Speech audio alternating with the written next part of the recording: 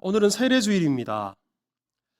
교회에는 중요한 두 가지 예식이 있어요. 이것을 교회의 2대 예식이라고 하는데요. 하나가 세례 예식이고요. 또 하나가 뭘까요? 성찬 예식입니다.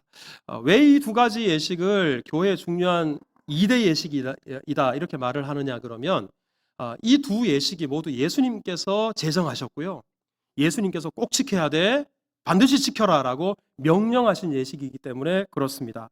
우리 그래서 어떤 교회가 참된 교회인가, 진정한 교회인가 이걸 알려면 세 가지 요소가 반드시 있어야 되는데 그 중에 하나가 바로 세례와 성찬을 합당하게 집행을 해야 하는 거예요.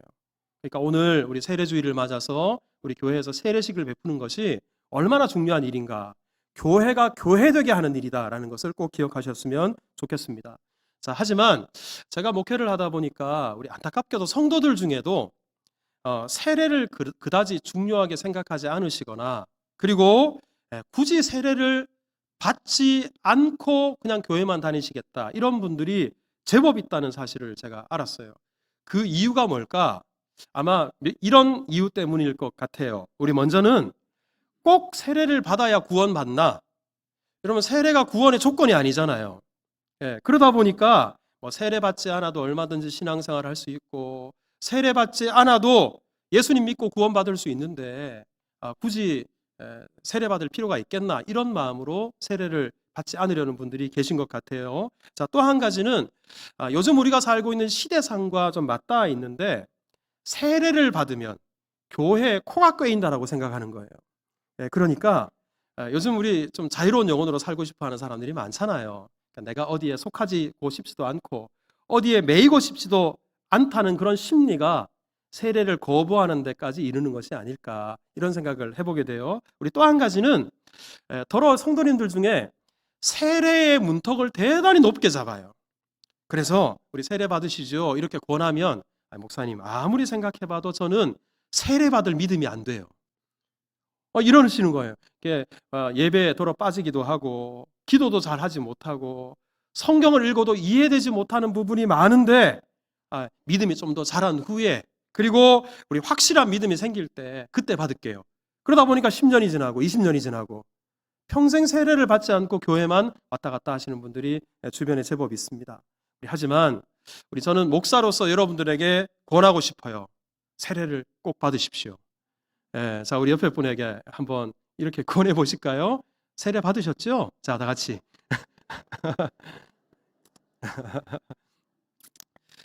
오늘 본문, 우리가 짧은 본문을 읽었는데 오늘 본문은 세례가 왜 중요한지 그리고 왜 우리가 세례를 받아야 하는지 그것을 우리에게 일깨워주는 말씀인데 자, 우리 오늘 27절부터 읽었습니다만 26절을 여러분 한번 보십시다. 자, 26절 같이 읽어요. 시작. 너희가 다 믿음으로 말미암아 그리스도 예수 안에서 하나님의 아들이 되었으니 자, 여기에서 우리가 어떻게 하나님의 아들이 되나? 세례받아야 하나님의 아들이 됩니까? 아니죠. 여러분 하나님의 아들이 된다는 것은 구원받는 거잖아요. 우리가 어떻게 구원받나? 세례받아야 구원받는다고 합니까? 아니죠. 분명히 선언합니다. 믿음으로 말미암아. 우리가 하나님의 아들이 되는 것 예수 그리스도를 믿는 믿음으로 가능해요. 우리가 구원받는 것 오직 믿음. 예수 그리스도를 믿는 믿음으로 구원받는 줄 믿으시기 바랍니다. 자, 그런데 초대교회에서는요. 이렇게 예수님을 믿는 사람들은 자연스럽게 반드시 했던 것이 하나가 있어요. 자, 우리 금방 26절을 읽었는데 그 다음 27절을 한번 보십시오. 보세요. 누구든지 그리스도와 합하기 위하여 뭐를 받아요? 세례를 받아요. 여러분 26절과 27절을 연결하면 예수님을 믿는 사람은 누구든지 뭘 받았다고요? 세례를 받았어요. 자, 여러분들에게 묻겠습니다. 여러분 예수님 믿으십니까? 그러면 뭘 받아야 돼요? 세례 받아야 돼요. 근데 이게 오늘 본문에서만 그렇게 말씀하는 게 아니고요. 우리 사도행전 8장에 보면 빌립이 사마리아에 가서 사람들에게 복음을 전했어요. 자, 우리 사도행전 8장 12절을 한번 보십시오. 빌립이 사람들에게 전도를 했더니 이 전도를 받고 예수님을 믿은 남녀들이 다 뭘 받았어요? 세례를 받았어요. 여기서 남녀가 다 세례를 받았다. 다 받았다라는 거. 여러분 이거 중요한 거예요. 믿는 사람들은 마치 수학 공식처럼 예수님을 믿으면 세례를 받는 것이 자연스러운 일이고 당연한 일이었어요. 우리 빌립이 우리 한 번은 우리 사막에서 에티오피아 내시를 만나서 복음을 전했어요. 자, 우리 사도행전 8장 35절을 보세요. 예수님을 가르쳐 뭘 전했어요? 복음을 전했어요. 에티오피아 내시가 이 복음을 듣고 예수님을 믿었습니다. 그 다음에 이 에티오피아 내시가 뭘 받았는지 아세요? 자, 우리 38절을 한번 보십시오. 빌립이 세례를 베풀었어요. 세례를 베풀었습니다. 그러니까 예수님을 믿는 사람은 세례를 받는 것이 자연스러운 것이에요. 선택하는 게 아니고요. 자연스러운 것이었어요. 우리 바울이 복음을 전하다가 빌립보 감옥에 갇힌 적이 있었습니다. 그 빌립보 감옥에서 감옥을 지키는 간수와 그 가족들에게 복음을 전했는데요. 사도행전 16장 31절을 보십시오. 주 예수를 믿으라. 그리하면 너와 내 집이 구원을 받으리라. 이거 뭐 하는 거예요? 복음 전하는 거죠. 그랬더니 간수와 가족들이 이 복음을 듣고 예수님을 믿었어요. 그러자 우리 33절을 한번 보십시오. 간수와 그 온 가족이 다 뭘 받았습니까? 세례를 받았습니다. 여러분, 이렇게 예수님을 믿는 사람들은 자연스럽게 세례를 받았습니다. 이것이 당연한 일이었어요.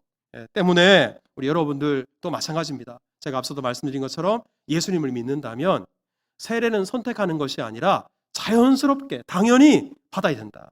그리고 혹시 여러분 중에 아직 세례 받지 않으신 분들이 계시다면 꼭 세례 받으실 수 있기를 바랍니다.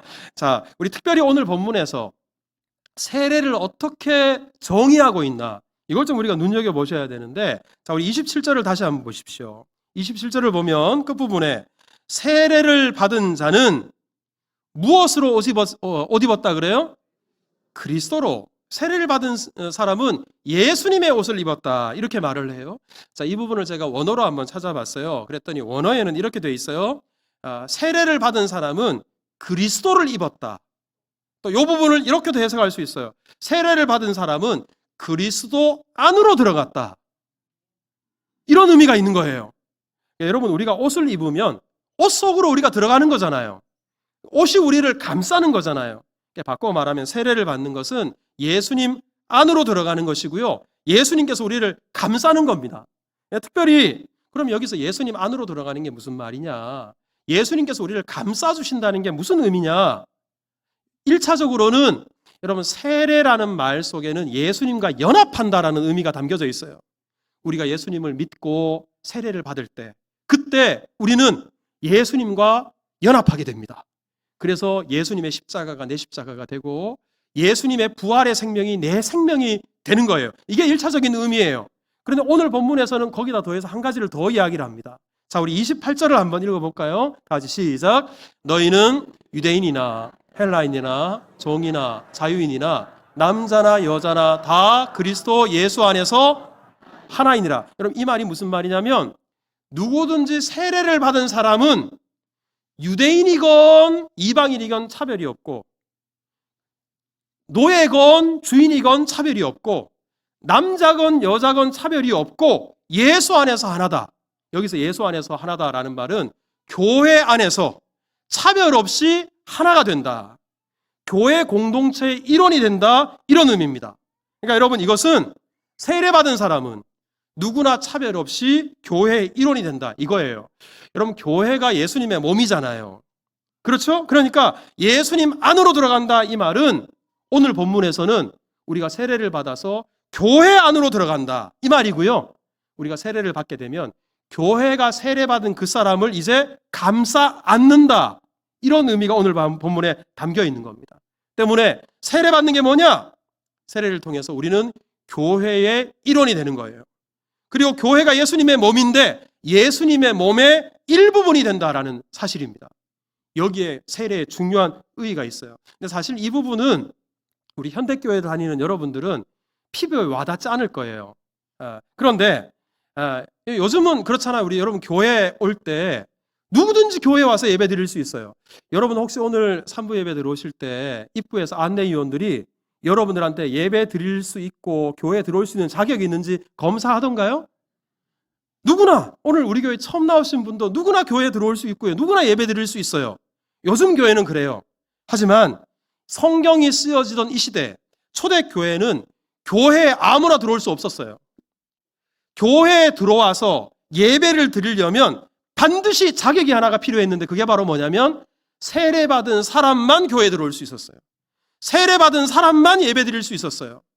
그래서 여러분, 우리 초대교회 시절에 그리스도인들을 불신자들이 식인종이라고 손가락질하고 혐오했던 적이 있었거든요.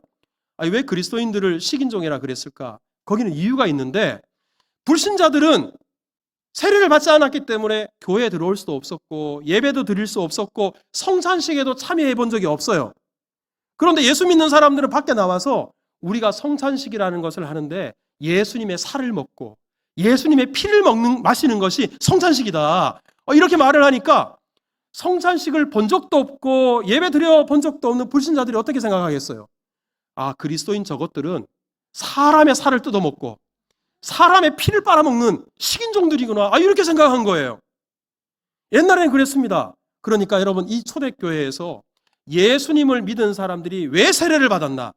세례를 받아야 교회 안으로 들어올 수 있어요. 세례를 받아야 예배에 참여할 수 있어요. 세례를 받아야 교회 정식 회원이 될 수 있기 때문에 그렇습니다. 여러분, 이처럼 세례 받는다라는 것은 이제 교회 안으로 내가 들어온다라는 의미가 있고요, 하나님 나라의 일원이 된다라는 의미가 있고요, 그리고 예수님의 몸을 이루는 지체가 된다는 의미가 있고요, 바꿔 말하면 하나님의 가족이 된다, 이런 의미가 있습니다.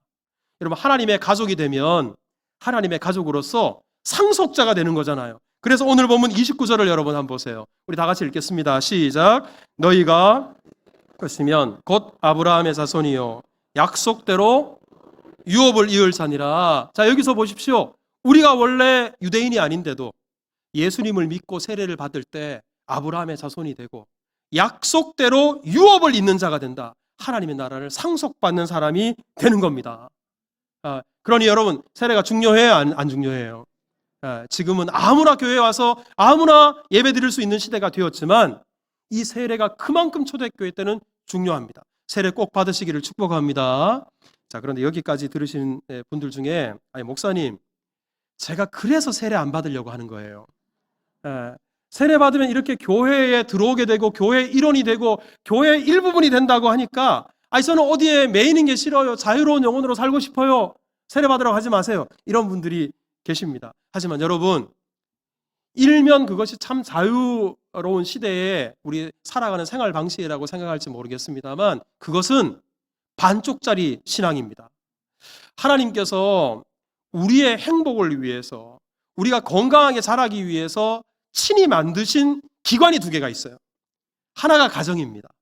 하나가 교회예요. 여러분, 한번 생각해 보세요. 가정이 없이 우리가 건강하게 자랄 수 있습니까?